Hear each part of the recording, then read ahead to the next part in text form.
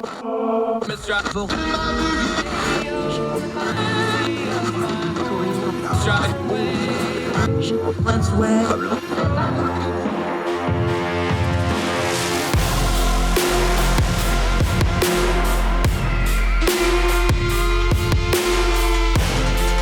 your host, Andrew Donaldson. This is Heard Tell.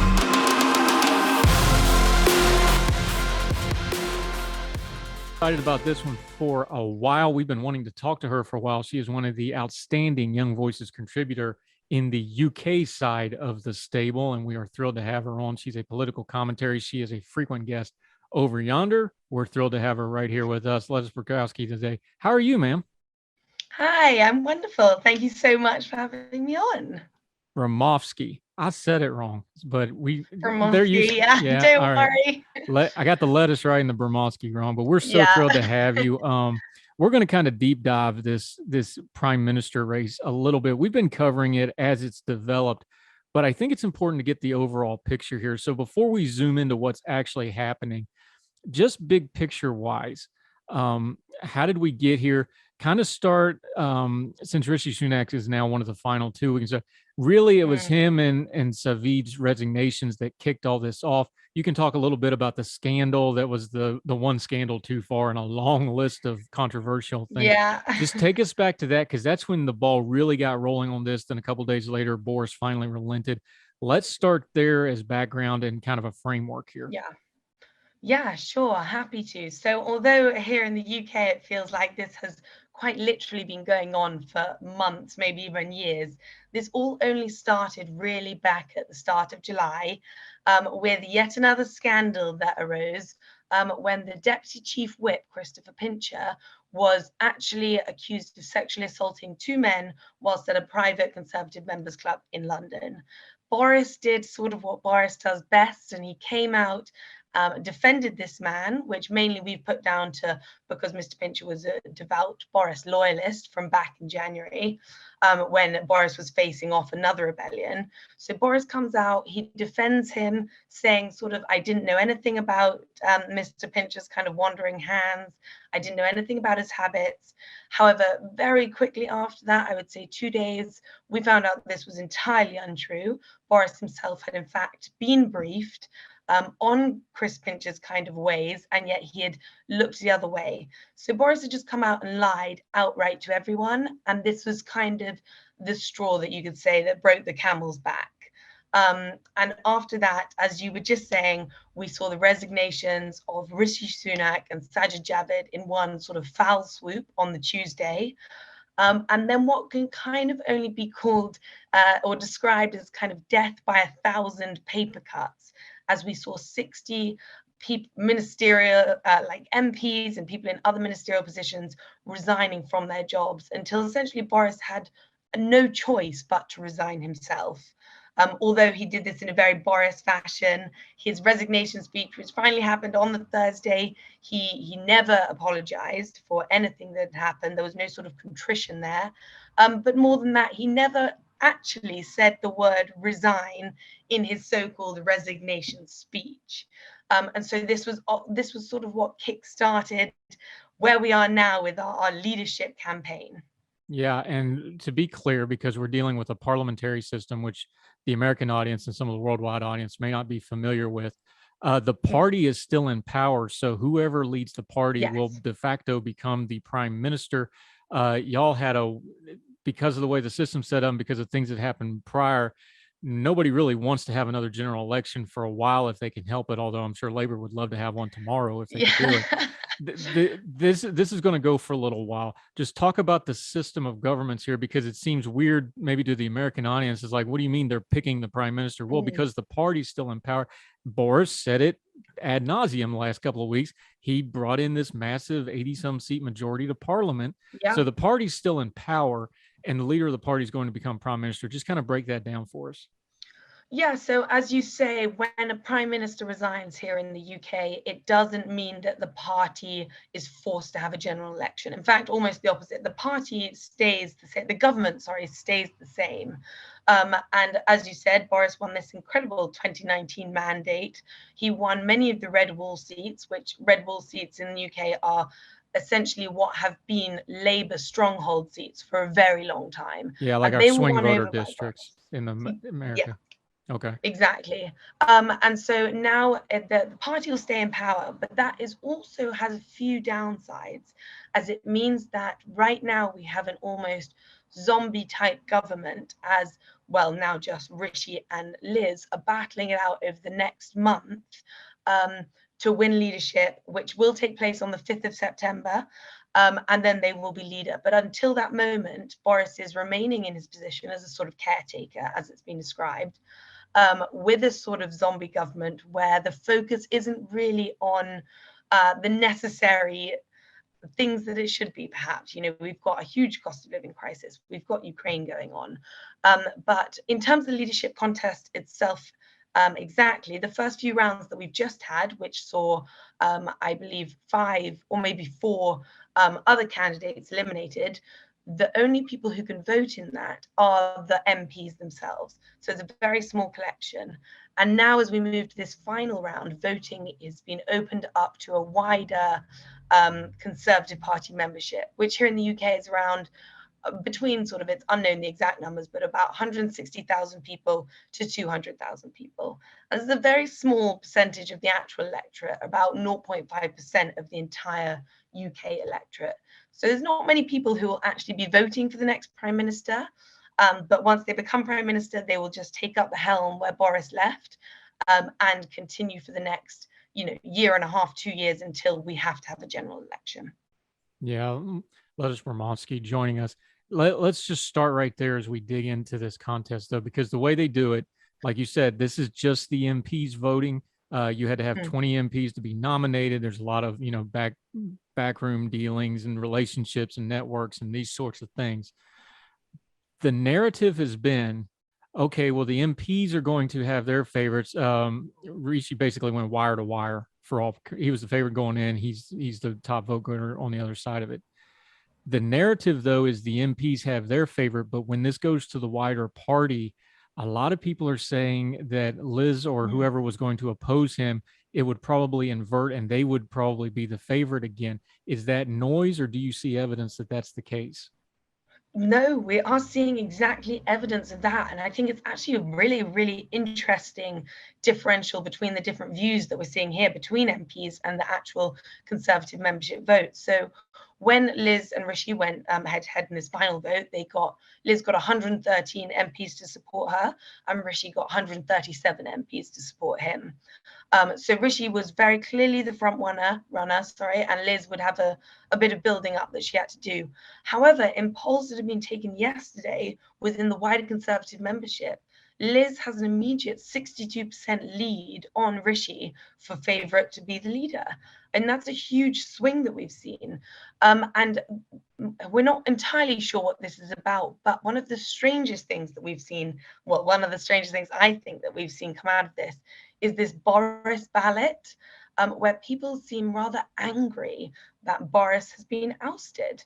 And essentially they want him to come back. And around 6,000 Conservative membership voters have signed a petition saying that they want Boris back on the ballot. And I'm not really sure how far ahead this is, but I think there's Liz, where she didn't resign from Boris's government, whereas Rishi, he did resign, and it was all rather a spectacle. And a day later, after his resignation, he came out with a video which showed he'd clearly been planning this for weeks, if not months ahead, which I don't think has gone down very well with the membership itself. A video that, by the way, in English press got labeled as American styled for whatever reason. I found that kind of interesting. It was very American. Well, we'll get into his background in a minute. Hold that thought, because he's got some American tendencies, and for good reason. He went to school here. We'll get into that in a minute. We'll continue our conversation with our friend Lettice from over in the UK. Heard Tell continues right after that.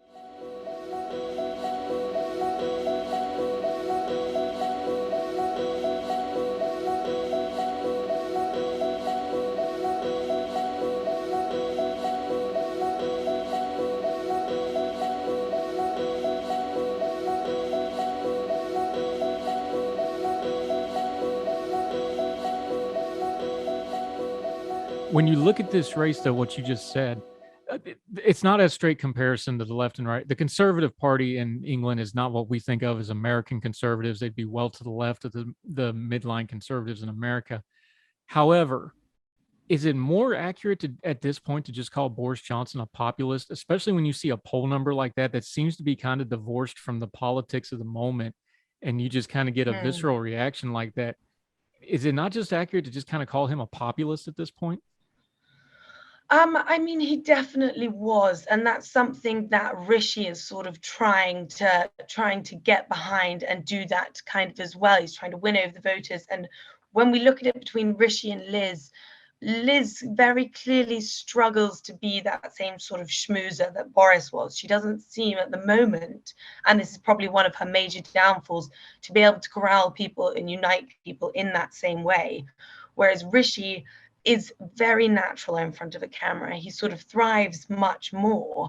And so he'll sort of be waiting for that in terms of the Conservative Party members. He'll be waiting for that big major moment. But Rishi, one of the main, although, as you say, sorry, they are both Conservative Party members and they do align on a lot of values. You know, they're both free marketeers and they support that. They're both supporting the immigration plan that we have at the moment for Rwanda, where it will see that any illegal immigrants crossing the channel will be able to be processed in Rwanda rather than here in the UK. And obviously they both support Ukraine. Liz wants to actually increase defense spending to 3%. But as you were saying, characteristically, they're very different. And what we're seeing now is one of the main, and actually I think the linchpin of the next few weeks, is all around taxes. Rishi wants to continue with the tax hikes he has in plan, so increasing corporation tax from 19% to 25%, continuing with the rise in national insurance, whereas Liz wants to cut taxes immediately, cut taxes to around 30 billion in tax cuts. And that's where we're seeing the real divisiveness in the leadership right now. That's potentially where Rishi is losing a lot of like grassroots conservatives, whereas Liz is gaining them and winning them back a lot. But that's the main divisive thing we're seeing at the moment. Is the cost of living crisis, and you can put taxes and inflation and food and fuel, all that falls under cost of living in the parlance that the media is using over there. That's the issue, right? Everything else is slotted somewhere under that. Even within the Conservative Party, though, there seems to be a little bit of disagreement how to actually attack this. Yes. Yeah, definitely. And there are many MPs and members of the Conservative Party who do support Rishi's plan to basically hold off, save the economy first and cut taxes later, sorry. But there are also, what we're seeing is that Rishi's had the past 2 years, and we're predicting the UK to be the slowest growing economy in the G20 for this next year, only coming in above Russia, which is an incredibly low bar. And that's 2 years since 2019 that Rishi himself has presided over. And I think one important thing that we've got to look at is what's actually driving this inflation. And it's not because people are going out and they're spending loads of money and demand is booming. It's in fact because of huge supply chain issues that we're having because of things like Ukraine going on and the war in Ukraine, which means that if we targeted the tax cuts and we cost them fully, we should be able to not cause inflation at the same time as having these tax cuts. Yeah, some breaking news from our friend Lettice there. The UK is an island, and those supply chains kind of matters from history. We're talking to Lettice Bromovsky. We're going to take a quick break. We're going to get into a little bit of a deep dive. Rishi Sunak, Liz Truss, who are they? What are they? What are they about? We're going to get into that. We're also going to talk about some of these also-rans, because underneath the headliners, the party, there seems to be some interesting power moves that I think we can take away from this. We'll continue our conversation with our friend Lettice from over in the UK. Heard Tell continues right after that.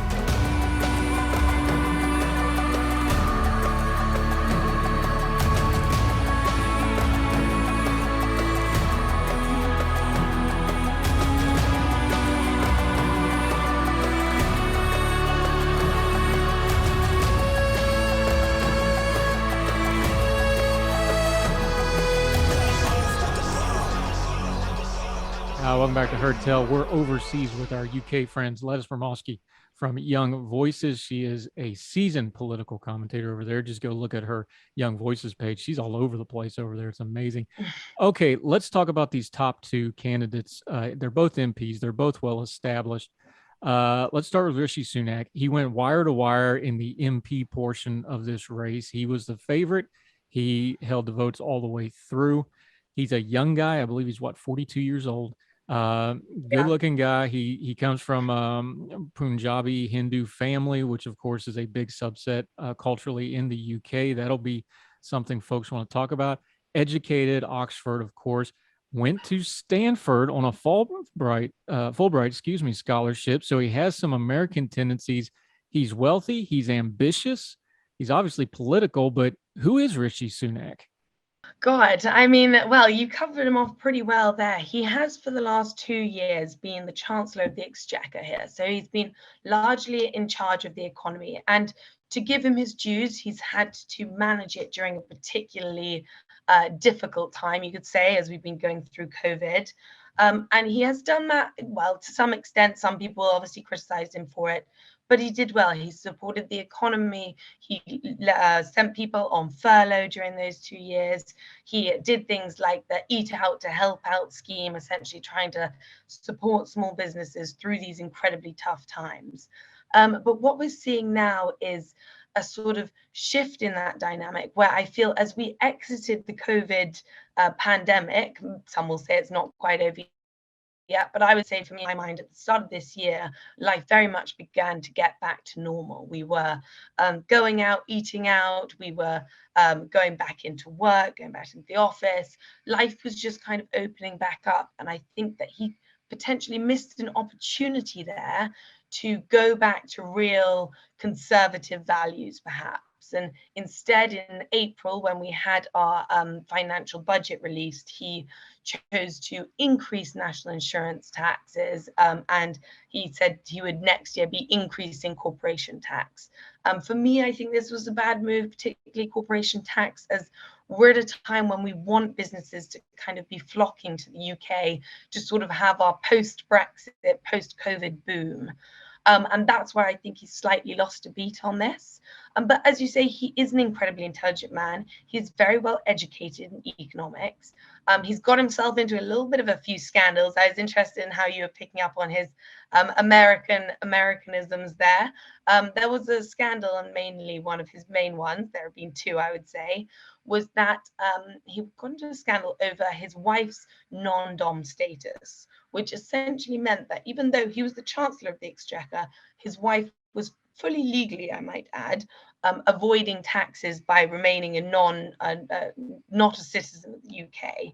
And so he got in quite a lot of hot water about that. He also has a green card, which, when this came out, people were very unhappy about this, mainly because it felt almost like at any moment he would just leave the UK to become an American citizen and instead kind of turn his back on us. And it was very fraught at the time. But other than that, he has been the very clear front runner throughout this entire leadership contest. And I still do think it'll be quite close between him and Liz. Hey, we clipped off one of your princes. Now we're getting one of your PMs through. I'm kidding. I'm joking. One quick little tidbit about him also, though, is you just mentioned it, though. Some of the little whispers you're getting now, politically wise, is he changing too much, trying to craft a prime minister image from what he has been as an MP? Because people are starting to deem on that as like, okay, well, you're adjusting just to become prime minister now. Is that going to hurt him going forward? No, because in many ways he will have to adjust, because being Chancellor of the Exchequer, although being in one of those main positions within our government, is the only way you can sort of practice to be Prime Minister. And I think that's why a few of the other candidates fell off a little early, is because you do need that experience. Being Prime Minister of this country is a different job, though, and he will have to fashion himself in a sort of new light and in a new way, as that'll just be shifting into a new role. One of the main concerns, though, of this is whether this will lead to a lot of infighting within the Conservative Party. It got to the point, we have a few televised debates here between the leadership candidates as they go.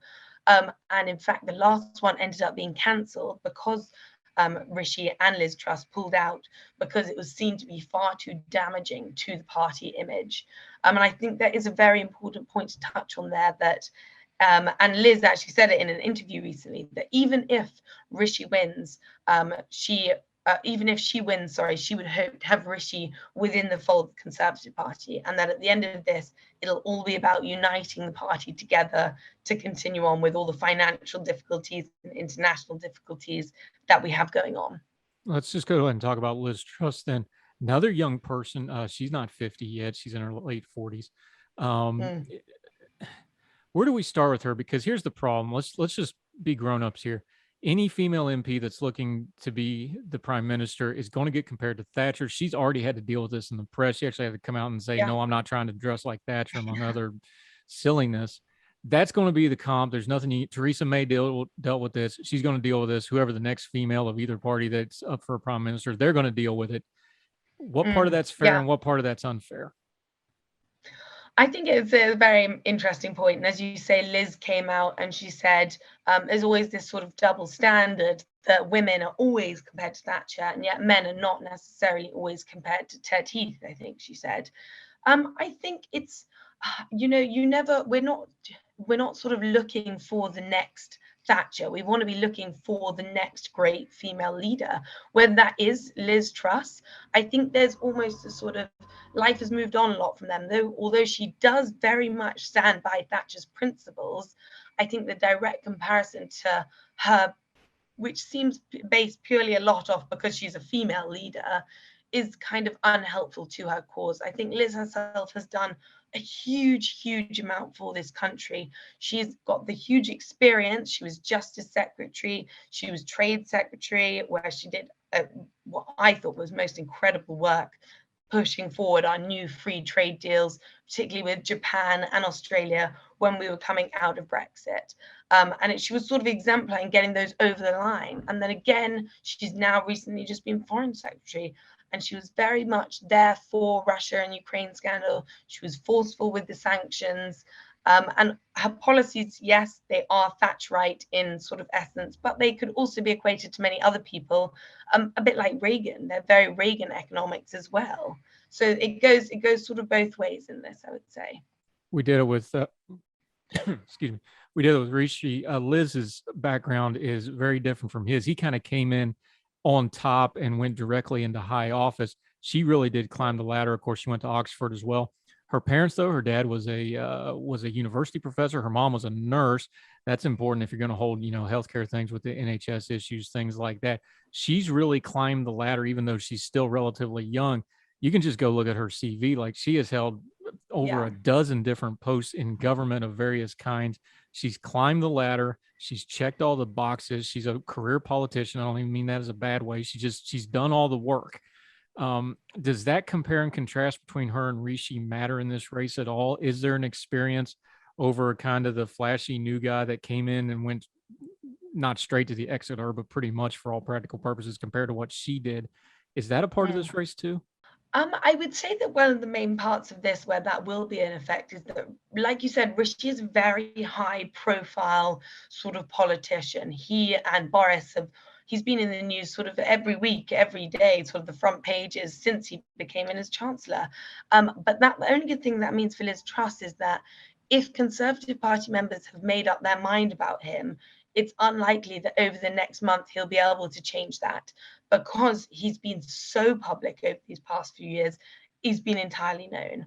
Whereas Liz Truss, she may not have been as public and she may not be as natural in front of a camera, but that plays to the other side of that. We've had Boris, who has been this great schmoozer, who has been basically very loose with his morals over the past 2 years, and that has played down to his other MPs.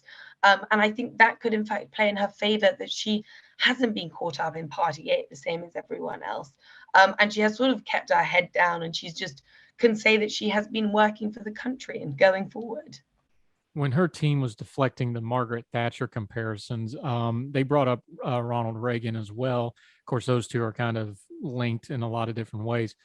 But they brought up a name as somebody that she did try to list as an influence, Nigel Lawson. For the American audience and for the international audience who doesn't know who Nigel Lawson is, why would she bring that up as, well, no, I'm not really trying to be Thatcher. I'm trying to be more like this person. That seems like an interesting name drop. Explain that for folks.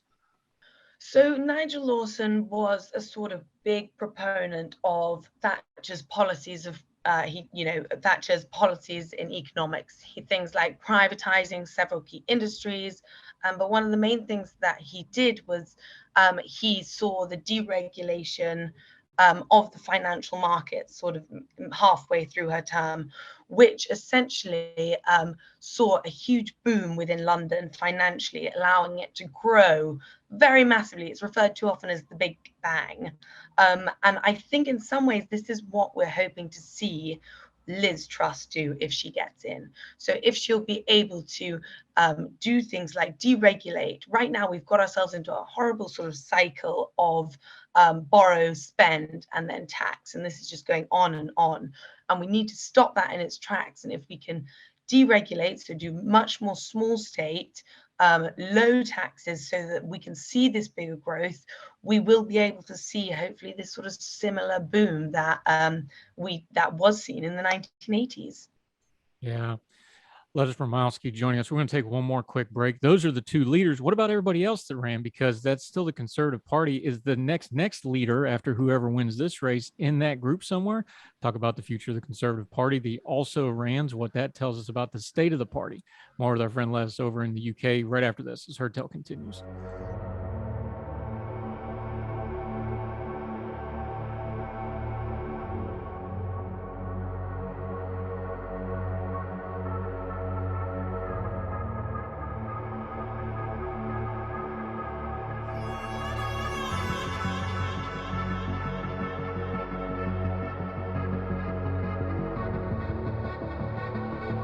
Welcome back to Heard Tell. Thrilled to be talking to our good friend Lettice Bromovsky. We've been wanting to get her on for a while. Now we got her, and we get to go deep on the UK Conservative elections over there. Okay, let's talk about the also rans. I think the one that surprised everybody about this race was the strength of Penny Mordaunt.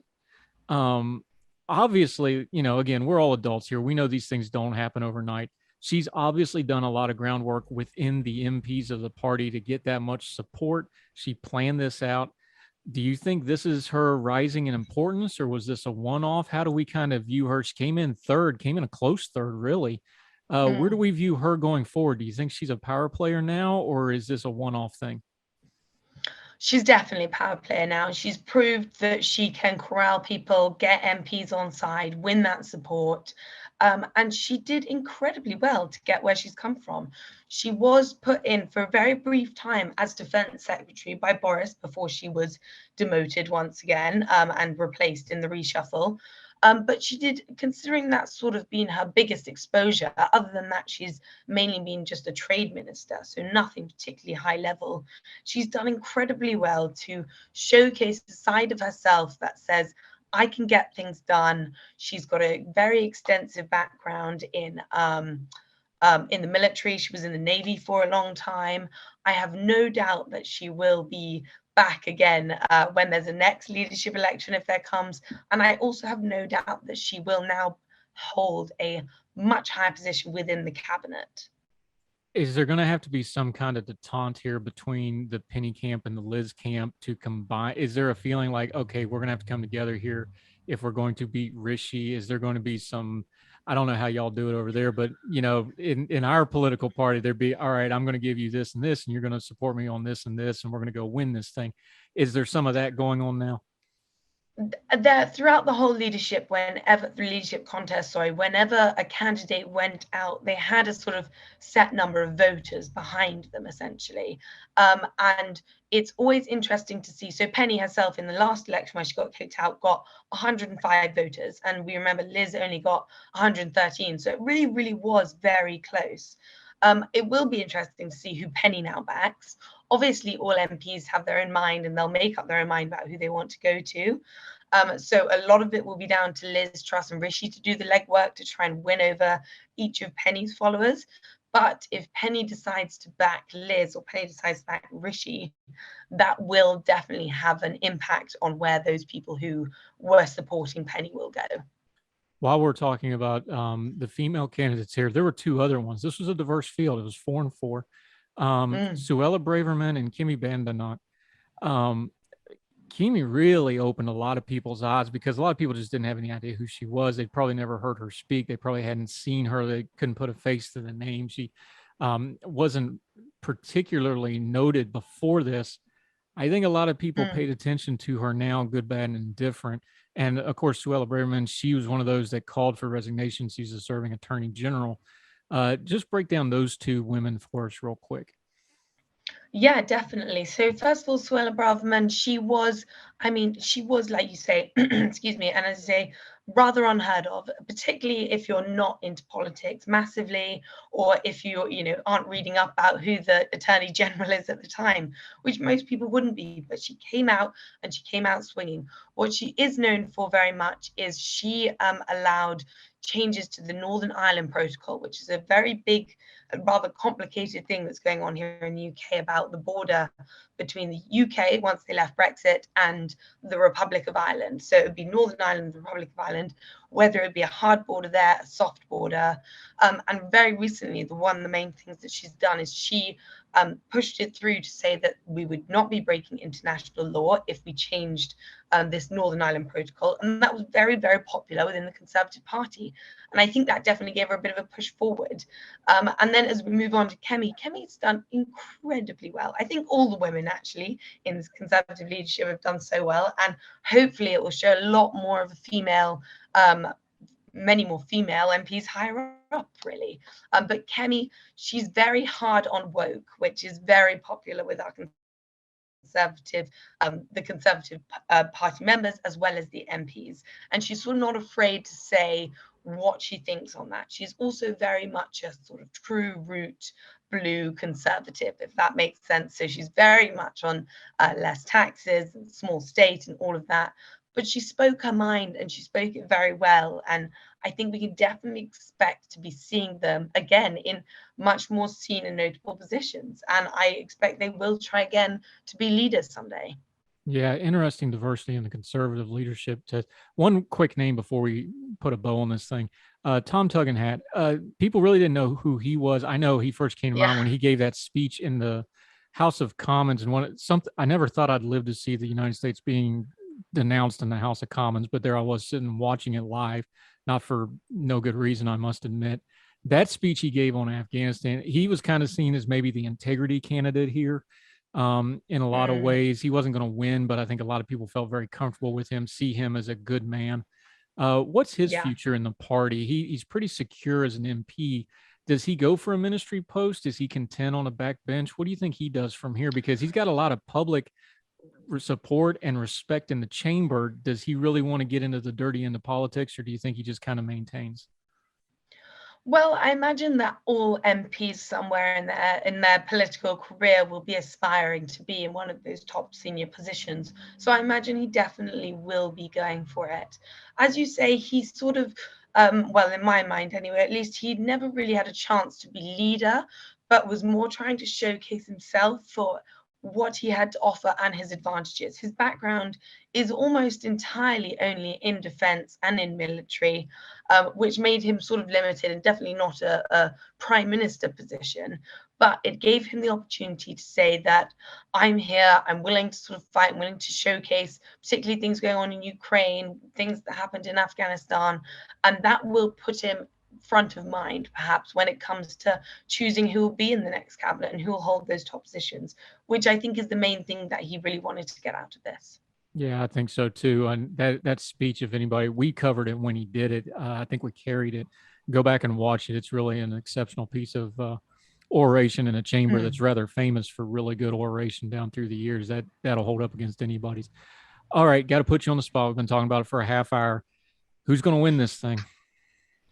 I mean, my vote is definitely with Liz Truss. I'm a sort of libertarian values through and through. So tax cuts for me is the important thing. I think we've got to be big. We've got to be bold. We don't just want to keep going in this horrible cycle of borrow, spend, tax. So Liz Truss is the one for me. Having said that, put your analysis hat back on. Now you got to go back to being impartial, though. Again, we opened up with it. Let's close with it. The narrative is Rishi was more popular with the MPs. Liz is going to be more popular when it goes to the wider party. I think it's 170,000 some odd will be voting on this. If how does he change? Because look, he's very smart. He's got a team. They plan for this. They hear all that. They've probably seen that polling data by now. What's their plan to move that number over the next 6 weeks? I think that they will have to really, what the main plan is how they're going to enact all the things that they want to enact. So one thing we do here is they're basically going to be touring the UK, going around and having these things called hustings, which are with Conservative Party members, where they'll be able to debate their policies and basically answer any questions from the audience that they may have. That will be so important as to whether Rishi, although he's not being true Conservative right now, perhaps will be able to showcase why his may be the best route forward. And hopefully there won't be too many blue on blue attacks that we're seeing. And hopefully it will just go off the policies and what you believe. But I guess we'll have to wait and see how these next few weeks pan out. All right. This is an unfair question, but it's a real world question. So I have to ask it. Which one has hurt the Conservative Party more lately as far as the future goes? Is it the Boris Johnson stuff, or is it the infighting that has come through this process? It's probably not separable because the one led to the other. But which one of those do you think is the bigger issue going forward? I think that ultimately Boris's time was done. 6 out of 10 of the membership thought that he should resign. And to be honest, I thought at that point that it was his time to go. It was damaging, I think, more than just the party when it was Boris's scandals. It was damaging our democracy and our whole government. It was sort of bringing it down with these sort of petty, immoral scandals. Now there is infighting, but if they can continue to showcase that they will unite at the end, and at the end of the day, Conservative is Conservative, they will support each other, back each other, and we don't get too many sort of allegations or smear campaigns, then we'll be fine. I mean, we want good debate between these leaders. We just don't want personal attacks. Yeah. Lettice Bromovsky, she is fantastic. We're going to have you back in a couple of weeks as we get towards the end of this. We'll recap this again. We're not going to wait 2 years again. Would love I promise that. you. Yeah, I would love that. We'll get you in the regular rotation. Until we see you again on Heard Tell, though, let folks know where they can follow you and keep track of you and keep up with what you're doing. Yes, please. You can go follow me on Twitter at Bromovsky, which is Bromovsky. But that's my main place. And obviously on Young Voices. Yep, it's right there. If you're watching on the YouTube or the Big Talker Our Radio Partners Facebook feed, it's right there in the lower corner graphic. Make sure you're following her. Outstanding stuff. Looking forward to doing it again. Going to be an interesting, hot couple of weeks, not just because of the record-setting weather y'all got going on over there. Lettice Bromovsky, thank you so much, ma'am. It was a pleasure. Thank you. Yes, ma'am.